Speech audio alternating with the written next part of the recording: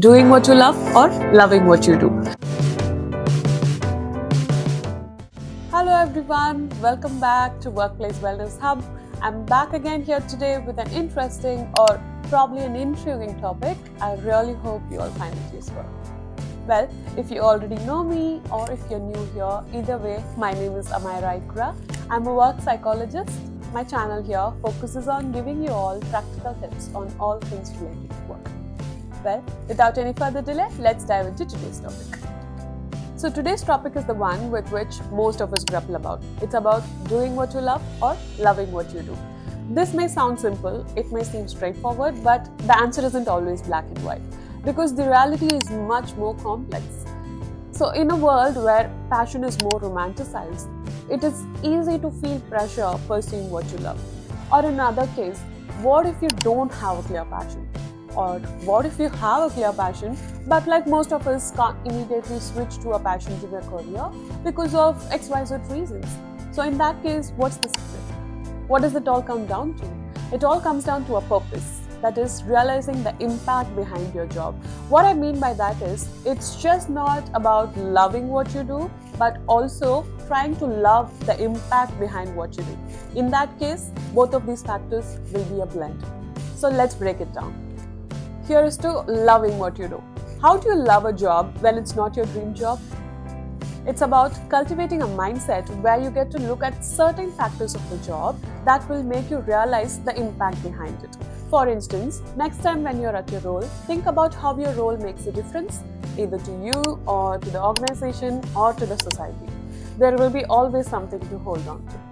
And be grateful. Be grateful for the financial stability that it provides, or the learning opportunities that you get out of your role, or even the supportive team members.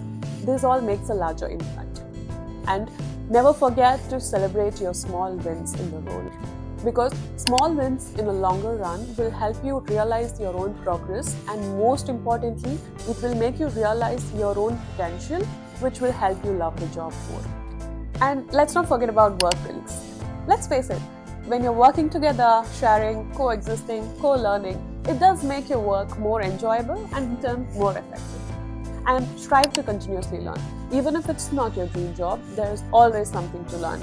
And any growth that comes in that kind of mindset will make you appreciate your work more. Now let's look at the other side, doing what you love. If you're already someone chasing your passion, having that fuel ignited, it is also crucial to remember that you have to approach it with a purpose. That is, realizing the impact behind it. Here is how. The first thing is to have clear roadmap. Set those long-term goals and have them in your sight every day, because this will help you focus to be in your lane and not get deviated. And also, most importantly, this will help you when challenges arise. You will be prepared to what you have to face. And let's face it, challenges are unavoidable. And embrace learning. Passion alone isn't always enough. You have to be curious and consistently willing to learn in your field, because that will keep the fuel ignited and not dim away. And let's face it, it's not always easy to do this. So what's the secret behind? It's about finding that purpose again. That purpose is the key to true fulfillment. Another significant factor is creating a routine that you cannot miss. Passion projects are usually messy without a structure. If you're lacking it due to any distractions or various reasons, then again the fuel dims away. So create a routine, start from 0 to 1 in a day and not 0 to 10. Because in this way, you're focused on your lane and you are also creating a routine that you cannot miss. And finally, celebrate progress and not perfection. When you're working towards your passion, remember that every progress is better than being perfect at it. So celebrate those achievements, no matter how small, because that will keep your motivation high. So conclusively, if you're trying to love what you do or already doing what you love, it all comes down to finding a purpose, realizing the impact behind what you do. If you don't find it, create a meaning to your work. Because with positive mindset, continuous growth, and that sense of impact, any career will be truly rewarding.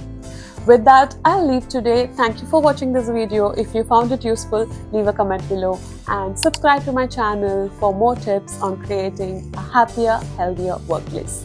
I'll see you soon. Until then, stay safe, stay happy, and as always, keep hitting that goal. See you.